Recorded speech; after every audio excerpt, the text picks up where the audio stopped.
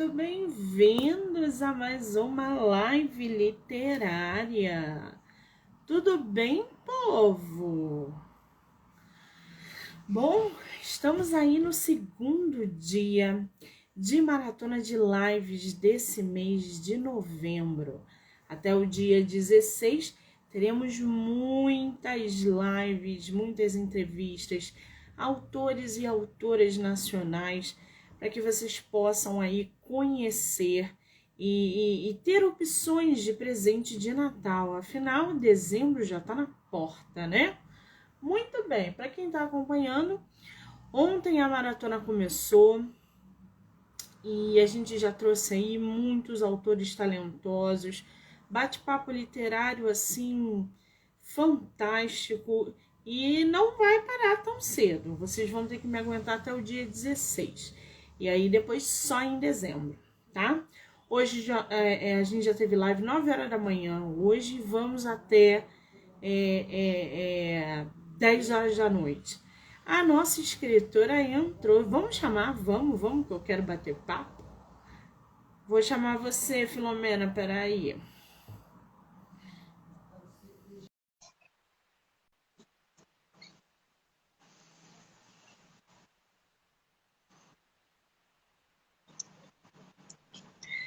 Opa, tô vendo uma parede. Ai, peraí. Tem uma câmerazinha aí bem na tua frente. É só você clicar nela na setinha que ela vai virar para você. Aí na Ah, tela mesmo, na live. não Tem, tô vendo a câmera aqui. ó, tem o microfone, tem a câmera e tem as setinhas. Aí no meio da tela. Ah, tá. Não, você tem que clicar na seta. Aí, muito bem. Agora só tá assim, só tem que aceitar ela. Assim. Olha! Não, é a posição do teu celular agora. Coloca ele em pé. Muito bem. Agora a gente está começando a se entender. Agora eu estou vendo uma pessoa. Abaixa. Isso aí. Querida, seja Tudo muito bem, Monique? bem-vinda. Tudo bem, você? Tudo bem. Feliz de estar aqui com você. Ah, você não sabe o que essa palavra quer dizer, porque eu é que estou felicíssima por ter uma escritora do teu calibre no meu projeto nesse mês de novembro. Eu quero te dizer que você é fantástica, você tem um talento narrativo, assim, o teu livro, cara, que livro é esse? Mas calma, vamos por partes, porque a gente tem conteúdo literário sobre o teu livro aqui, porque, gente, para vocês terem uma ideia, entrou aí no meu top 5, Uma Ponte para Istambul, de tão bom que é o livro da Maria Filomena. Mas antes da gente começar a falar sobre a tua história, eu quero te agradecer, não só pela oportunidade que você me deu de ler o seu livro, mas de você estar aqui disponibilizando um tempo para falar sobre ele. Muitíssimo obrigada, tá, querida? Ah, eu que agradeço, Monique. Me diz uma coisa, você é de qual lugar do Brasil? Eu nasci em Cuiabá, em Mato Grosso. Saí porque família antiga de lá e tudo. Meu pai também de Minas Gerais, minha mãe de Mato Grosso, e eu saí pequena de lá e fui morar no Rio. E cresci no Rio de Janeiro. Você mora no Rio atualmente? Não, agora eu moro em São Paulo, depois de já ter morado em 4 continentes. A minha Que, história de moradia é meio complexa, mas eu morei no Rio, é cresci no bom. Rio, depois. É. Como? Cresceu no Rio e o quê? Depois morei em Brasília, depois voltei, morei em Mato Grosso, em Cuiabá um pouquinho, depois voltei para o Rio, aí eu fui para Recife, tenho um filho pernambucano, depois eu voltei para o Rio, voltei para São Já Paulo, morei em São rodou Paulo. então tudo na Depois vida. Fui morar no Extremo Oriente, depois morei na África, daí depois Que voltei para São Paulo e estou aqui. delícia! Ai, que delícia, que delícia. Bom, é a tua primeira live hoje? Ou não? Da vida, não. De hoje, sim, Não, mas não. já fiz Do teu várias lives. livro? Já, já. Então já tá cascuda, já sabe aí como é que funciona. Que maravilha, a responsabilidade é menor nesse caso. Filomena, querida, eu tô aqui com o teu livro, Uma Ponte para Istambul. Gente, corre lá no site da Amazon para vocês darem uma olhada nessa capa. Você tem ele aí físico com você? Tem, tá aqui, ó. Mostra essa capa pra gente. Olha, gente, em cima, tá? É um lugar, embaixo é outro. Vocês estão vendo aí que é o Rio de Janeiro, Istambul, uma linha do tempo. Gente, vocês não têm noção do que é esse livro. Eu tive assim, o prazer de ler essa obra alucinado, não conseguia parar de ler. Filomena, Uma Ponte para Istambul.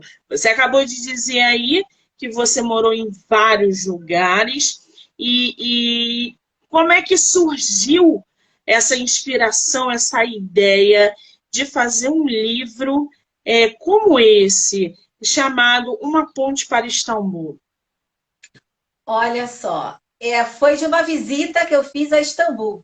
Já tem bastante tempo.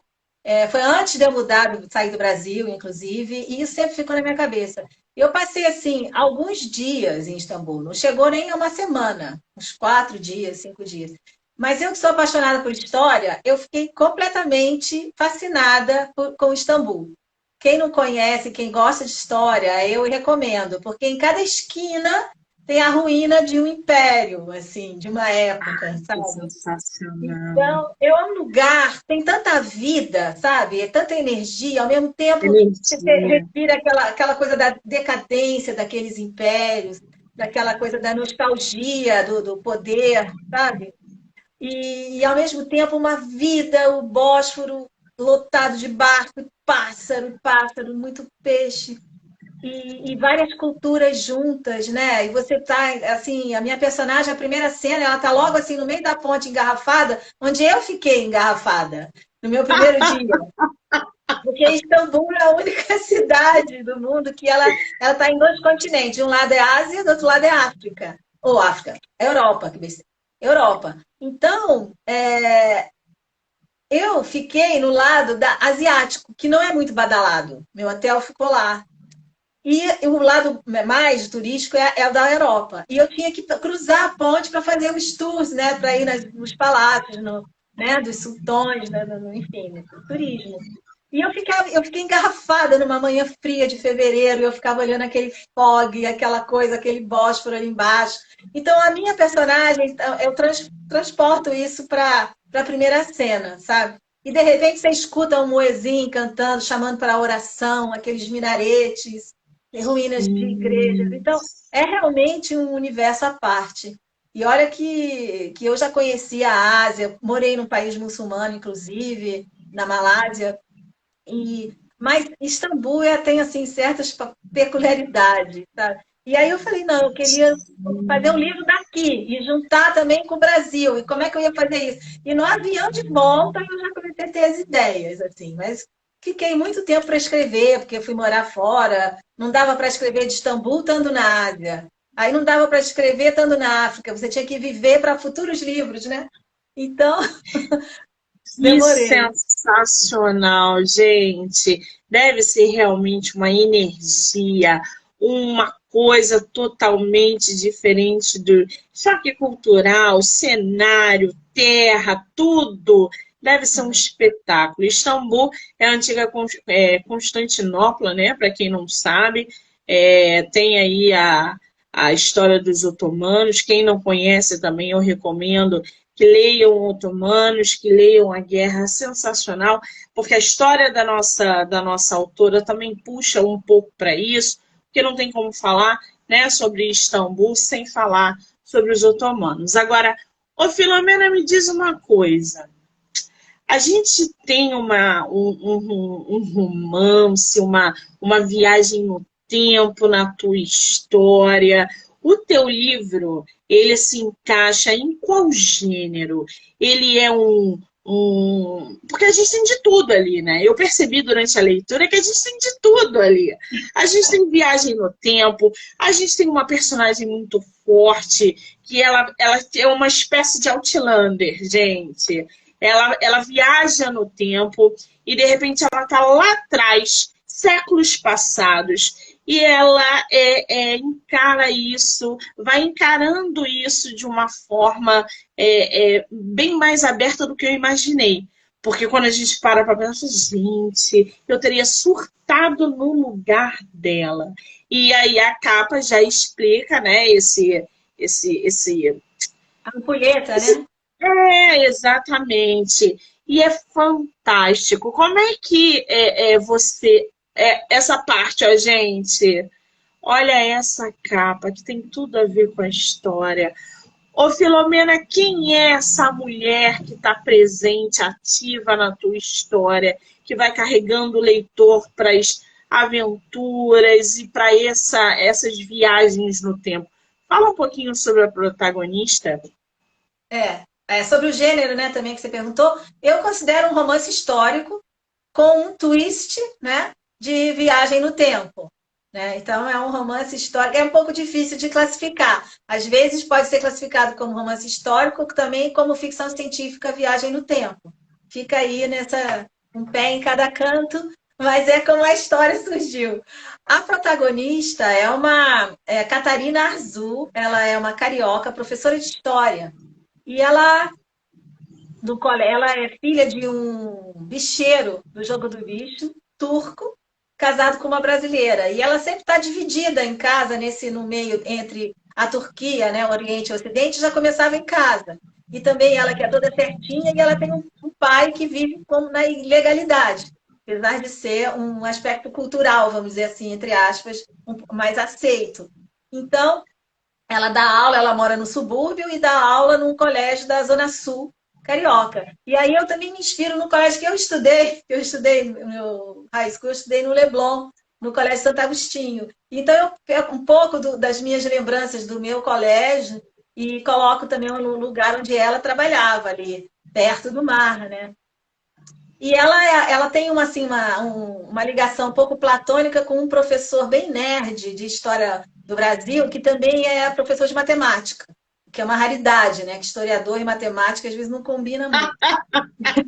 E esse professor nerd, assim, é uma relação meio platônica, e ele sempre contava para ela dos mistérios, enigmas arqueológicos do Egito, a paixão dele, que ele pesquisa, né? E sempre jogando para as explicações matemáticas e tal. E ela é especialista em Dom Pedro II, ela é especialista em história do Brasil. E quando ela se vê naquela situação, ela só tem o quê? O conhecimento dela para poder sobreviver, né? Então aí Dom Pedro II entra como personagem indireto e ela vai lembrando também, o livro também foca não só na história e na viagem do tempo, mas nos enigmas arqueológicos, nesses mistérios de objetos que existem, né, em museus. Muita gente no início pensava que eu tinha inventado tudo isso, inclusive os objetos. Aí depois eu coloquei uma nota sobre os objetos quando acaba a leitura, para as pessoas verem que esses objetos existem, não foram inventados. E são de dar um nó na cabeça, né? Nó na cabeça. A Helena está aqui perguntando o nome do livro. Helena, Uma Ponte para Istambul, tá? Se alguém puder escrever aí, por gentileza, agradeço. Uma Ponte para Istambul. A autora, né, falou sobre a história do Brasil, que tem as cartas ali enviadas para Dom Pedro, que é sensacional. Quem gosta de história do Brasil, eu sou apaixonada, eu tenho vários livros, já li vários livros, e eu sou a doida da história do Brasil, amo. E na hora que eu me deparei com as cartas que são enviadas, aquela cumplicidade, aquela forma que ela se adequa a escrever para Dom Pedro. Gente, vocês não têm noção do que é esse livro. porque mescla ficção com fatos históricos, lugares que existem, objetos, como ela está falando aí, que realmente existem. Então, assim, o livro é fantástico. Ô, Filomena, teu livro foi publicado de maneira independente ou por editora? Foi publicado de maneira independente. No meio da pandemia, eu nem cheguei a mandar para nenhuma editora, que eu ainda estava terminando o livro. E aí, no meio da pandemia, naquela coisa de confinamento, né? E a minha personagem também passa por um confinamento, né? O que é uma coincidência, fica totalmente confinada lá. Meu filho estava comigo, né? Nesse mesmo lugar, na mesma casa. E ele falou: mãe, o livro está pronto. Se quiser, eu coloco agora na Amazon para você. Eu falei: ah, vai, vai. Era dia de Nossa Senhora Aparecida. De outubro. Eu falei: vai. Foi muito errado o que eu fiz. Eu não recomendo para ninguém fazer isso. Depois eu fui estudar a marca, o mercado do livro. Em seguida, o livro saiu com uma capa padrão da Amazon. Quando eu fui ver, era uma capa vermelha com risco. Tinham 3 livros com a mesma capa, um de não ficção e o meu. Então, depois eu fui aprender, me aprendi com erro, né? Aí eu mandei fazer essa capa, e aí eu aprendi, enfim, aí eu mudei, né? Como uma escritora profissional que sou, e agora totalmente focada na minha carreira literária. Então, esse livro foi feito de maneira independente, nenhuma editora nem chegou a ser perguntada sobre publicar. E ele tem feito um belo caminho independente, e me surpreendeu, sabe? O mercado independente. Como que Você, hoje em dia, a gente pode fazer um livro assim? só para eu entender, porque assim, o teu livro, gente, o livro Uma Ponte para Istambul tem mais de 140 avaliações no site da Amazon, ou seja, é um fenômeno. Você publicou o teu livro em que ano? Eu publiquei, pré-publiquei, né? Porque eu não cheguei, não tinha nem registrado ele em SBN. Eu pré-publiquei finalzinho de 2020 e só fui registrar e divulgar ele em 2021, no primeiro semestre de 2021. E esse livro depois foi divulgado, e aí começou a ir no boca a boca também. Engraçado isso, né? E ele, esse ano de 2022, em janeiro ele foi. Eu fiz uma divulgação, em janeiro ele chegou a ser best-seller na categoria, e depois não tinha mais divulgação, não tinha nada, e em agosto ele foi 2 vezes mais vendido da categoria. É no boca a boca, né? Eu acho. E eu fico muito. Gente, que loucura! Para Tem uma vocês história, verem. olha só, Monique, vou te Ah, mostrar que isso aqui ele foi pré-lançado em inglês no Festival Internacional de Dhaka, em Bangladesh, no finalzinho de 2019. Olha só, essa era a capa. gente! Ai, Filomena, prefiro a capa atual. Pois é, mas a capa atual também foi inspirada nessa, né? Foi inspirada nessa. Essa aí não é feia, não, tá? Essa é bem bonita, mas a atual é muito mais bonita. Olha a É, diferença, gente.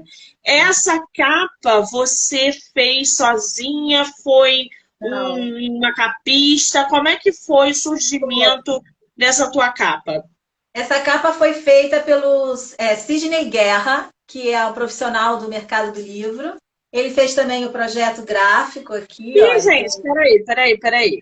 Sidney Guerra teve outro autor aqui que a capa dele também foi feito por esse capista. Olha que coincidência, ele está bombando nas minhas lives. Sidney Guerra, tá aí a indicação. Conclua, Filomena, por favor. Não, ele fez o projeto gráfico também, depois, né? Que eu fiz todas as besteiras do mundo. Aí eu fiz, eu fiz tudo certinho e agora o livro tá como eu for, né? Assim, perfeitinho para em qualquer livraria. Tá no top do papel, tudo. Aqui atrás tem um endosso maravilhoso de um historiador, professor titular da Unifesp, o Dante Gallian. Olha, que maravilha. Enfim, eu estou bem feliz com a história desse livro, sabe? E a novidade é que acabei de dar o ok final e ele vai ser lançado ainda esse mês na França, traduzido.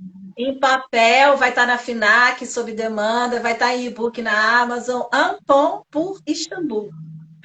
Ai, que orgulho desses autores nacionais que eu tenho. Gente, que delícia ver essa propagação, o livro caminhar por si só, porque o livro ele caminha por si só quando a história é boa. Eu leio e indico, a outra lê e indica. Quando vê, ele está aí rodando e girando na mão de vários leitores, centenas de leitores. Que maravilha! Você está de parabéns por esse trabalho, Filomena. Agora, eu estou aqui com um trechinho da sinopse do teu livro. Eu posso ler para o pessoal se inteirar ainda mais da tua história? Sim, claro.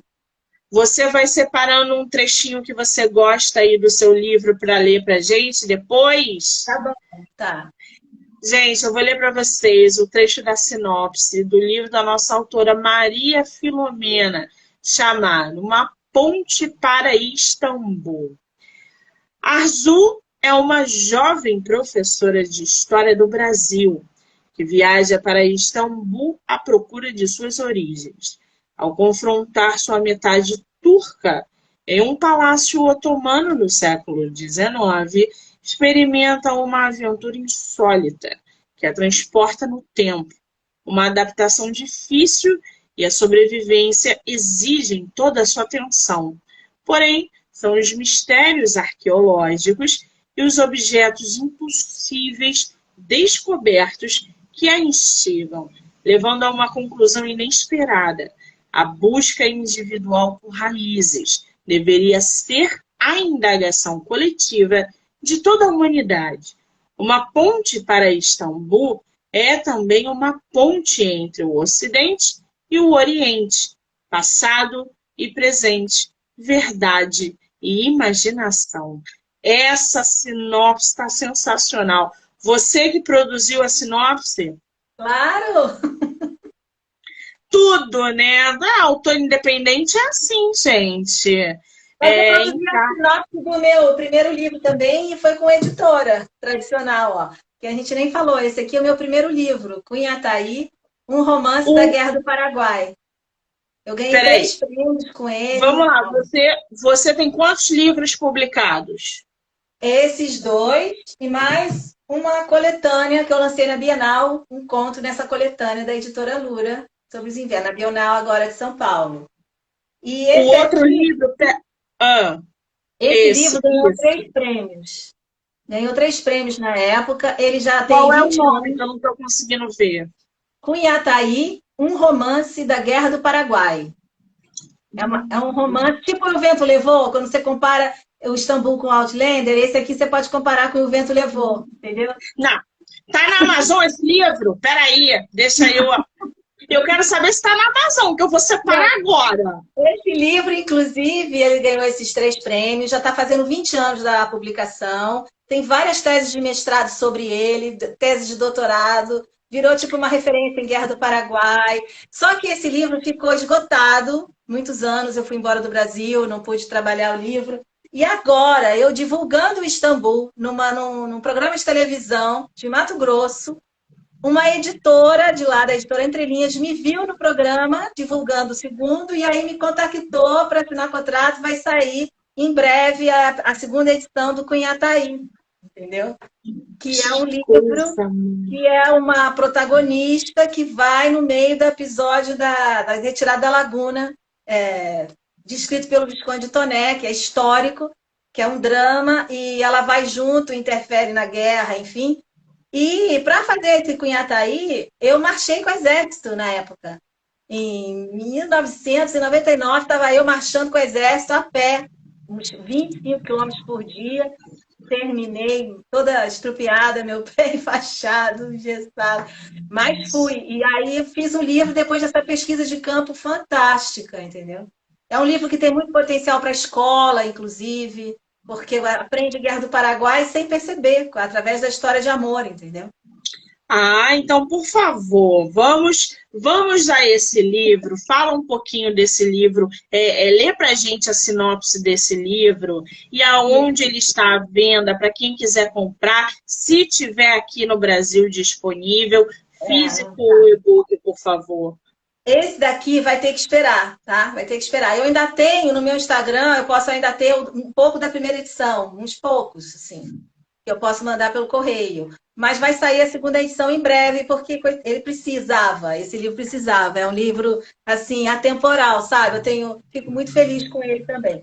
Mas eu vou ler a sinopse que eu fiz na época. Um espião sedutor, um bravo capitão e uma sinhazinha aventureira. Pode uma história de amor alterar os rumos de uma guerra? Numa narrativa ágil, onde o passado interage com o presente e a ficção penetra nas brechas da história, o leitor é transportado ao Brasil imperial, invadido pelos paraguaios, e à expedição militar que irá libertar Mato Grosso. Dos bailes de Campinas ao Sertão Bruto, para lá das solidões, havia uma distância imensa, uma estrada repleta de buracos e curvas, que Micaela jamais poderia imaginar. Ao retratar o amadurecimento da personagem sob os ecos da guerra mais sangrenta das Américas, o livro beira o universal, já que Cunha Thaís são todas as mulheres, ou foram, ou serão, antes de terem muitos dos seus sonhos desfeitos. Essa é a sinopse. Nossa Senhora, que potência! Agora, lê um trechinho de Uma Ponte para Istambul para gente. Um trechinho que você goste, pode ser do início, meio, fim, o que você preferir. Tá. Eu vou pegar bem do meio, tá? As poucas árvores do nosso pátio se esverdearam e notei um ninho maltrapilho, há muito abandonado, sendo renovado por pequenas galhas pretas. Uma brisa agradável levantou no ar o perfume de rosas que se abriam, convidando as mulheres a passear, circundando a fonte novamente. Da janela interna do andar superior, era divertido ver a fonte jorrando água, as rosas cor-de-rosa e as mulheres, parcialmente cobertas por véus coloridos, circundando tudo.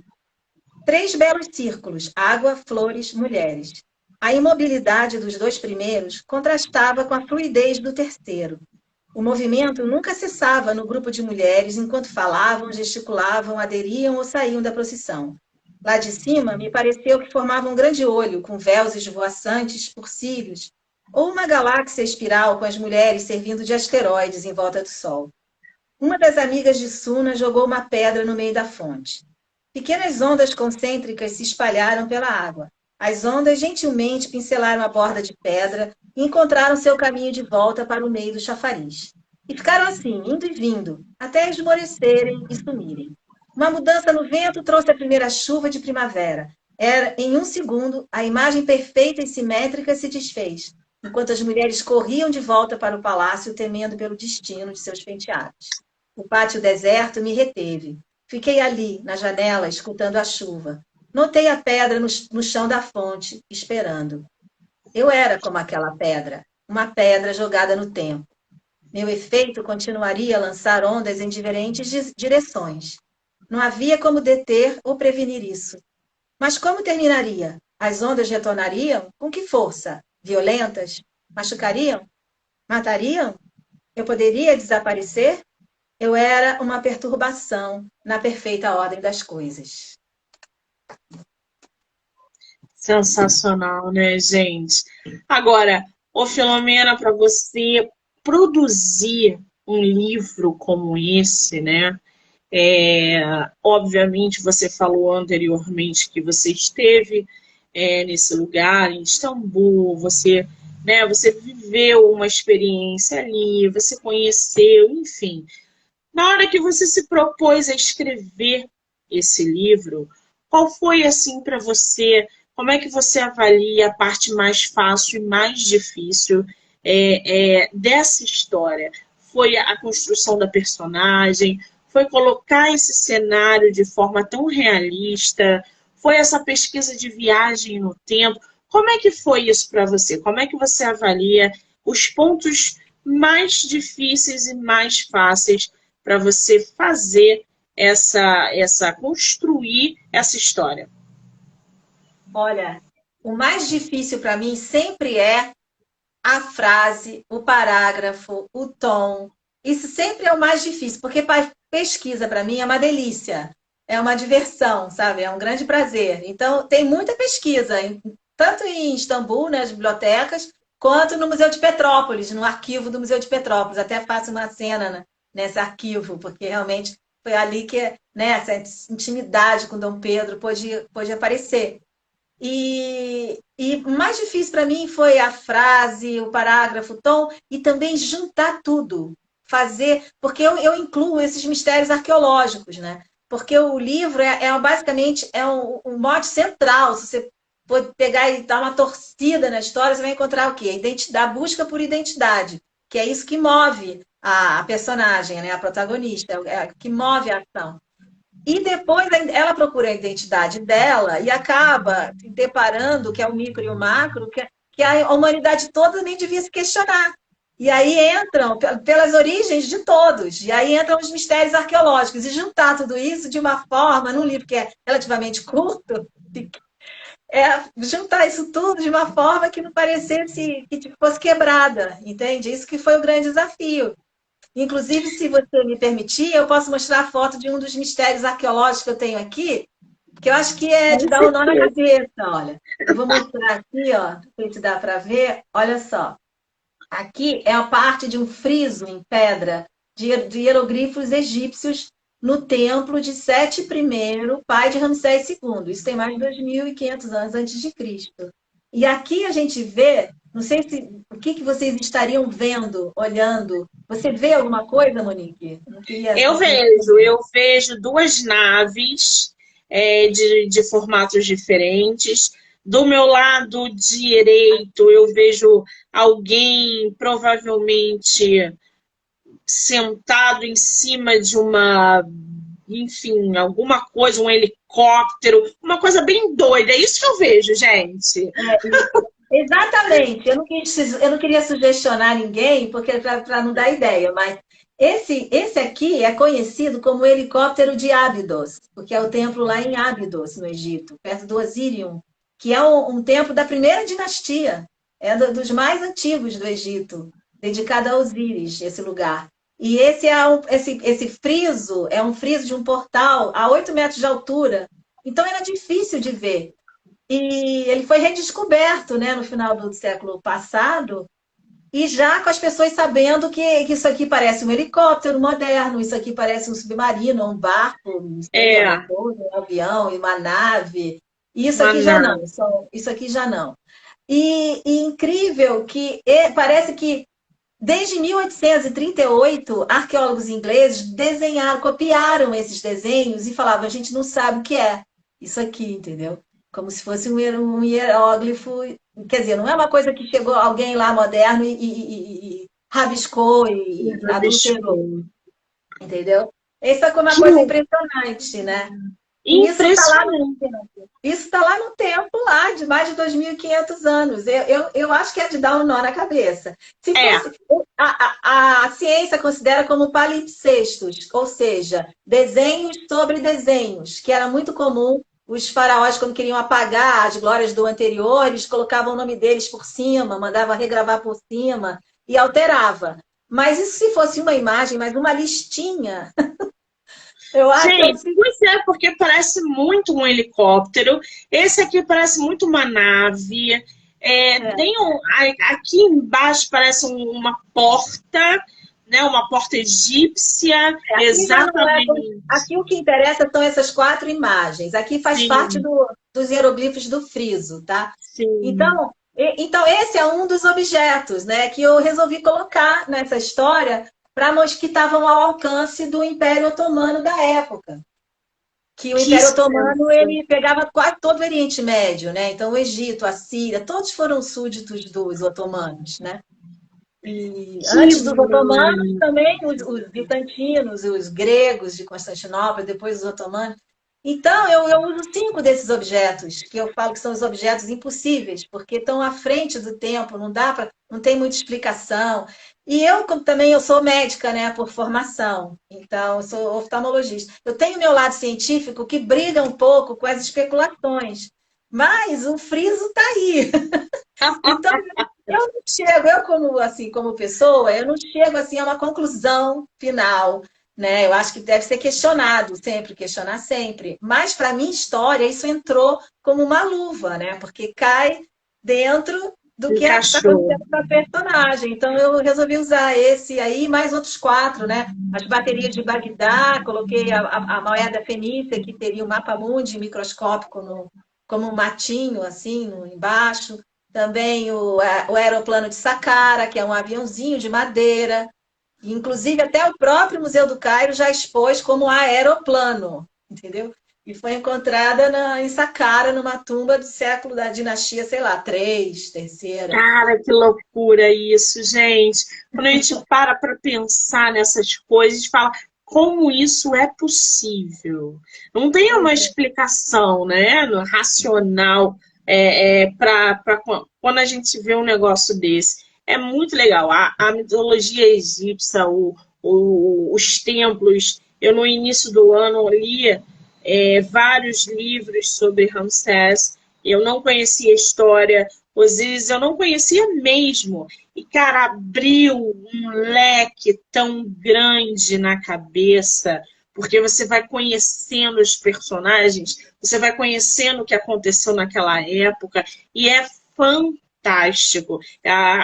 Eu tô morrendo de vontade de conhecer esses templos, e aí você justamente caiu de paraquedas já com essa atmosfera. Isso é um sinal, gente. Eu vejo como um sinal, entendeu? Agora, Muita gente fala, Monique, que depois do livro quer muito ir a Istambul, entendeu? Aí eu fico feliz com isso, porque é sempre bom, né? A gente, para conhecer a ilha, a gente tem que sair da ilha, né? Então, é sempre bom exatamente. a gente sair do nosso mundinho de alguma maneira, nem que seja metafórica através dos livros, né? Porque o livro te permite isso. É uma maneira mais barata, ainda mais se você tiver o Kindle Unlimited, que você lê de graça.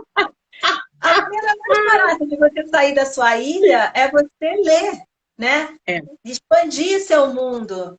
Que esse é o grande barato da exatamente. literatura, né? Agora, Filomena, qual é a tua escritora que te inspira a escrever? Você tem algum modelo que você, nossa, eu gosto tanto dessa história, dessa escritora ou desse escritor?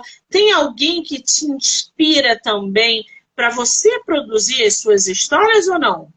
Ah, claro, né? Tem várias pessoas. A gente pode falar aqui dos brasileiros de todos os tempos.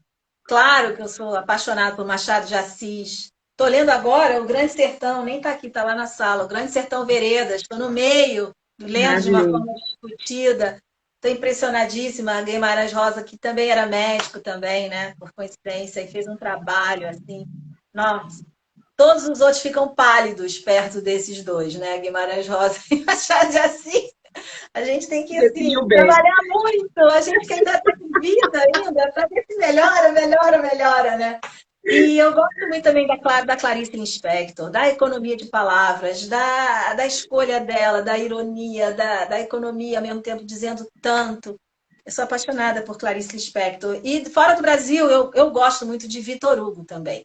Eu que sou neta de francês, eu sou apaixonada pelos clássicos do Victor Hugo. Tem um livro dele que é pouquíssimo conhecido no Brasil, que é o último da trilogia do Notre Dame de Paris, da Corcunda de Notre Dame, que é o dos Miseráveis, que é o Trabalhadores do Mar. É um livro lento, sabe, mas tão profundo. E está tão bem escrito, que foi um livro que me despertou para escrever. Aí eu fui ver, porque eu herdei uma edição de 1949 de uma tia, e eu fui ver que a beleza não era só do Vitor Hugo, porque era uma tradução feita por Machado de Assis. E é uma edição rara. Mentira! Então é o Vitor Hugo mais o Machado de Assis juntos. Ah, é uma coisa, uma Gente, eu não joia. sabia disso. Esse Que livro eu herdei. coisa! Eu herdei. E esse livro foi o livro que realmente me inspirou para escrever. Eu falava, gente, eu quero escrever lindo assim. Claro que eu ainda não cheguei lá, mas estamos com afinco, trabalhando para sempre, né, melhorar. E Muito bem, gostei. é esse o pensamento, é sempre melhorar. O que já é muito bom, né? Vamos combinar, né, gente? Porque eu li a história, eu quero ler o outro do Paraguai dela, então, assim, já virei leitora literalmente. Agora, Filomena, você como escritora publicada, com um livro que ganhou prêmios, com vários livros publicados. Qual é o conselho que você dá aí para os novos autores?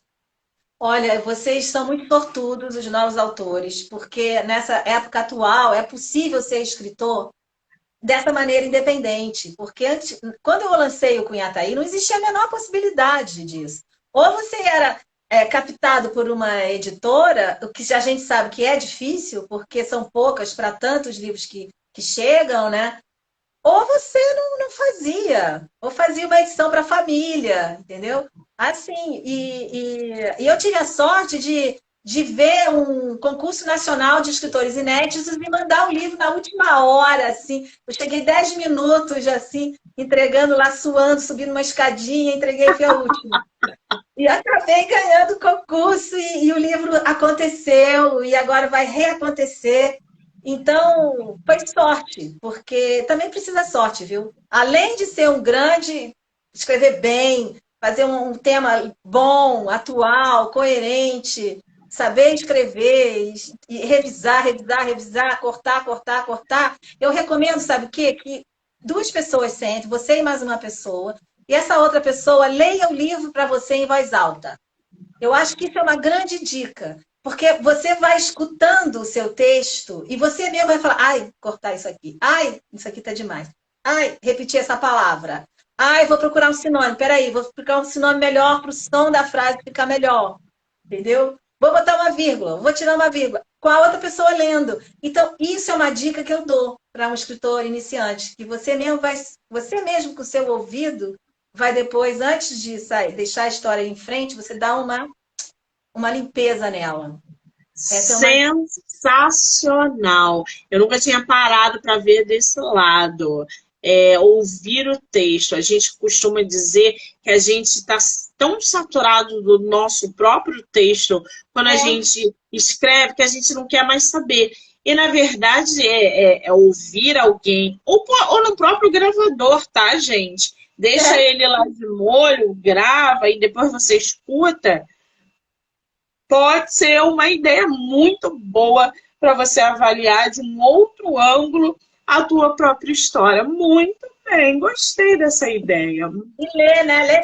Ler sempre estilos diferentes, ou seu estilo, procurar saber o que está acontecendo na sua área.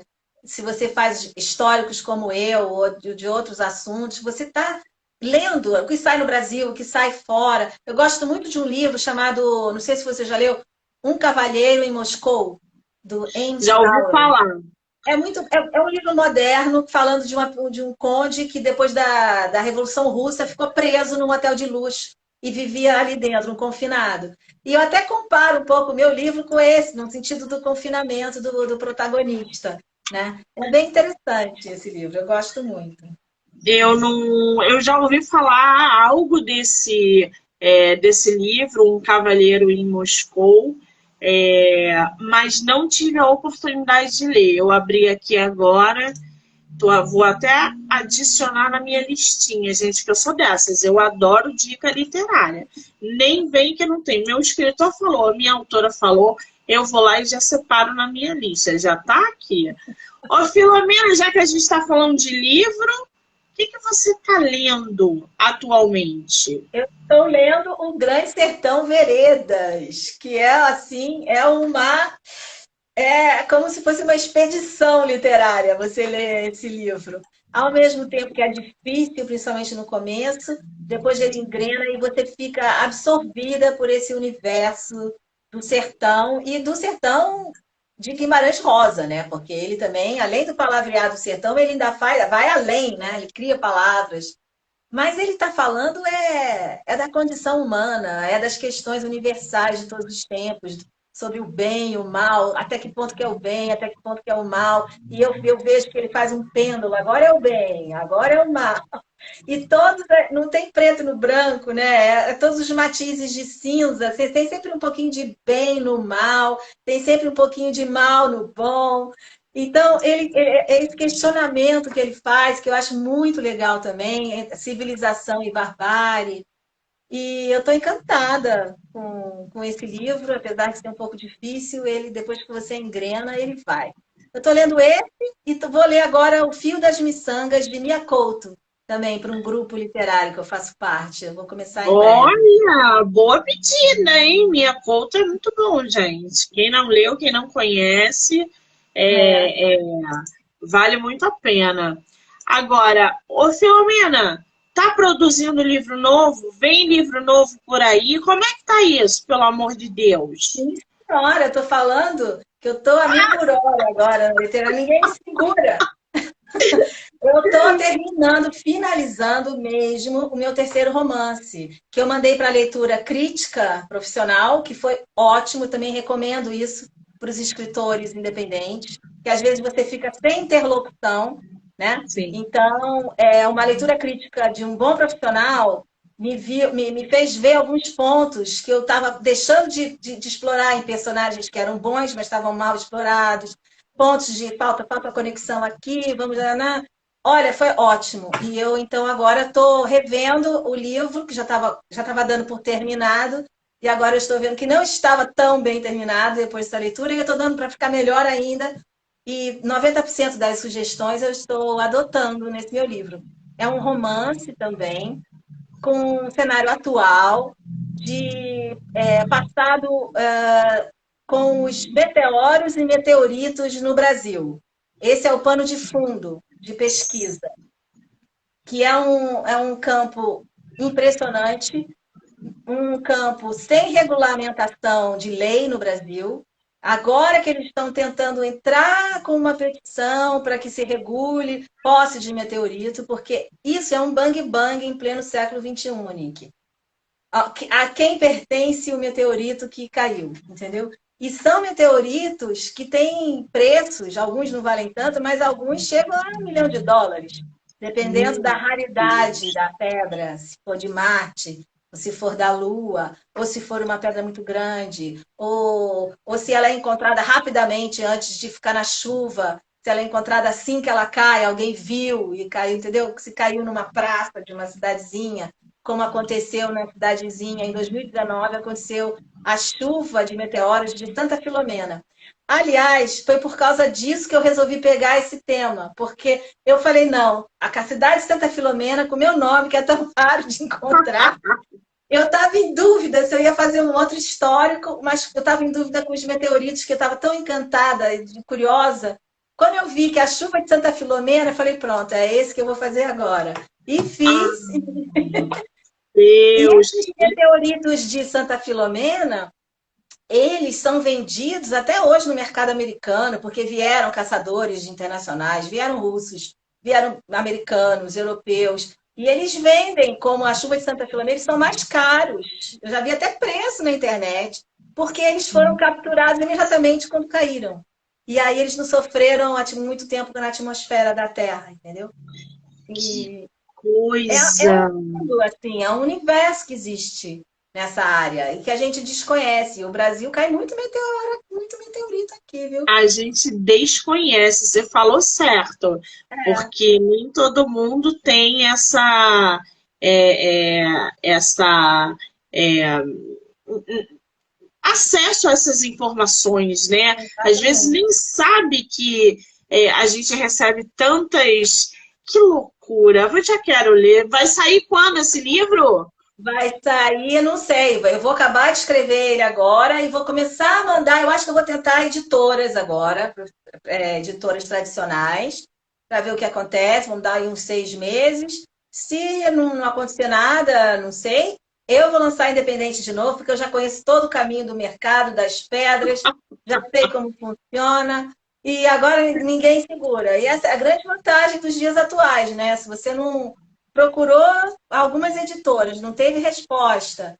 Eu não sei o que vai acontecer. Também tem o mercado dos concursos, né? Dos prêmios literários, que Sim, eu também posso, né? Pode tentar, que também dá uma ótima opção.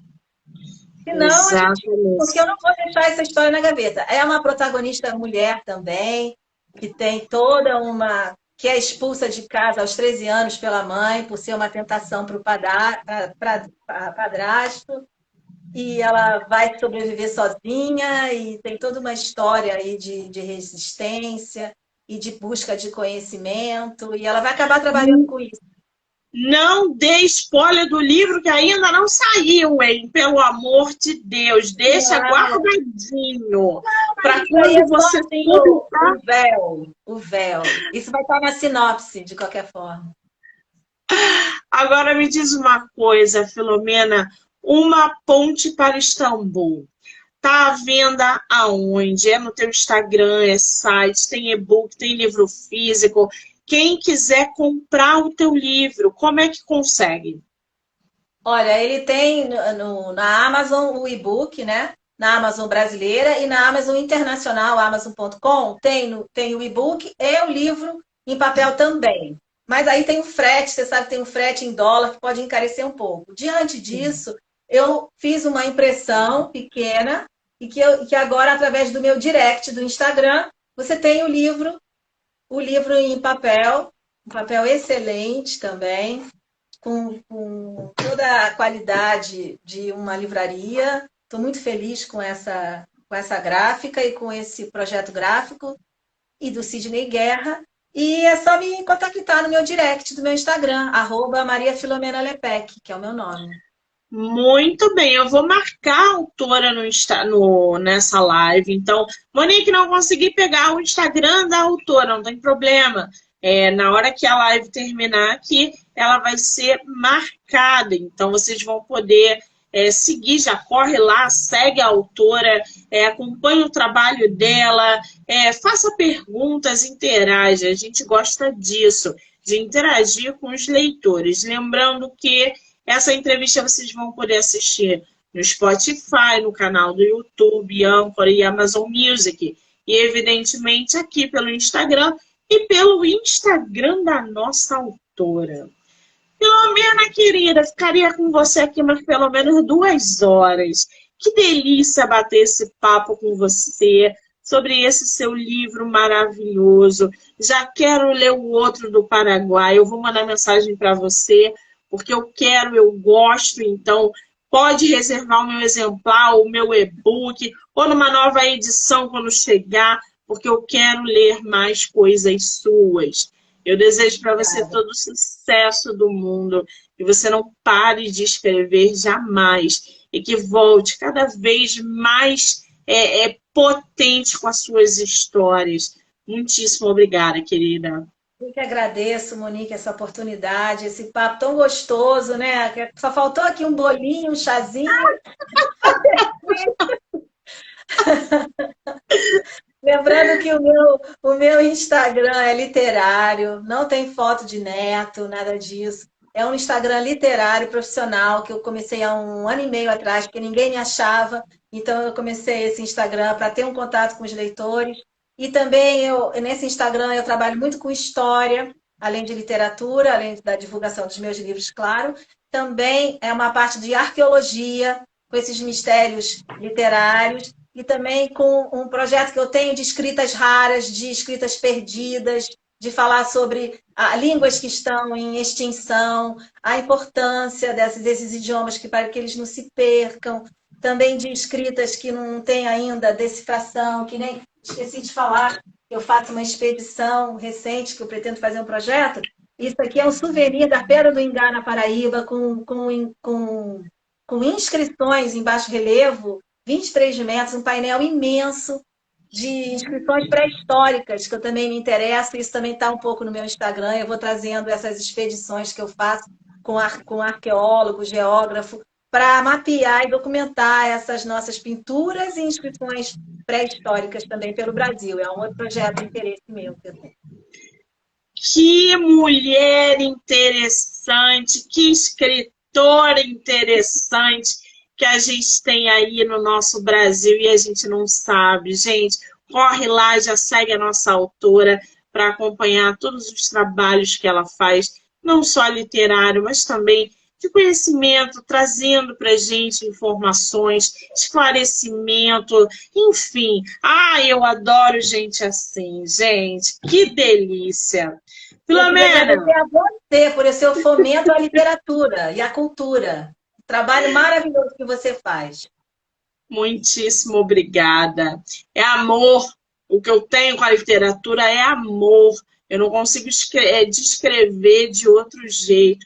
Eu amo ler, amo livros, adoro autores e autoras. Então, conhecer escritores no Brasil e que moram fora do Brasil tem sido realmente um privilégio imenso trabalhar com vocês. Eu sou uma privilegiada, uma sortuda de conhecer tanta gente com talento. E você, evidentemente, é uma delas. Muitíssimo obrigada, tá? Obrigada, Monique.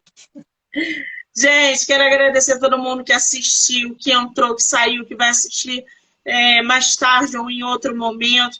Dizer que até o dia 16 tem entrevista literária. São mais de 30 autores nesse mês, então tem muita gente para mostrar para vocês. Não se esqueçam de se inscreverem lá no canal do YouTube do Livro Não Me Livro e pelo Spotify também. Obrigada, gente. Filomena, beijo, fui! Beijo, Monique. Obrigada. Tchau. Tchau, tchau. Obrigada.